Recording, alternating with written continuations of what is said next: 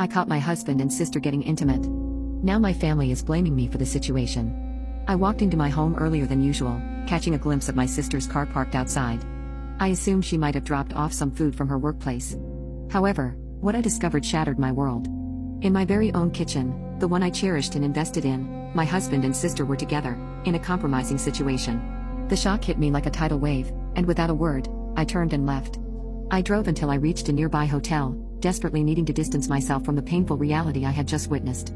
The disbelief and heartache overwhelmed me. My sister, my confidant, my closest family, had betrayed me.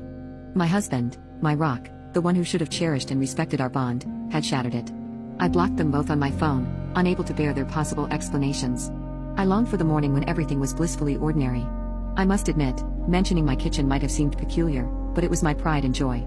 Witnessing my sister and husband's actions there left an indelible mark. They saw me before I left. In my hotel room, I wept for hours, yearning to confide in someone. Ironically, the two people I would have turned to were the very ones who had caused this agony. It was late, and I didn't want to burden my friends. After a night of tears, I realized I had to gather myself and figure things out alone. I began researching my options. The next day, a friend reached out, saying my sister had contacted her.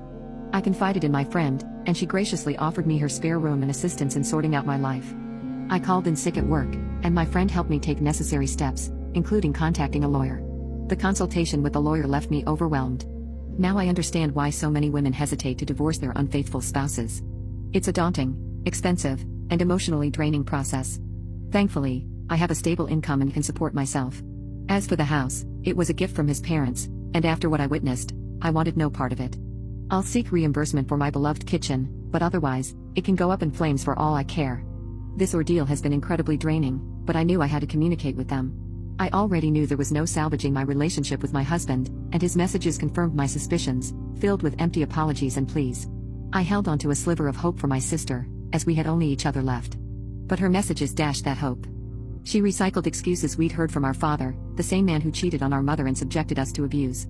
She sounded like our mother, who often excused our father's behavior and punished us. I confronted her, demanding the unvarnished truth.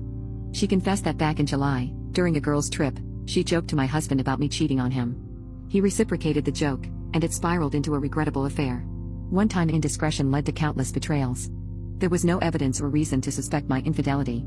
I ended it with my sister, realizing there was no way to mend our bond.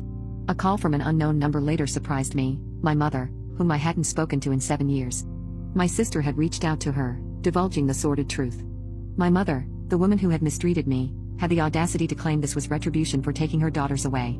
The pain was unbearable. I knew the situation would only get messier, and the years ahead would be arduous. I had severed ties with all my blood relations.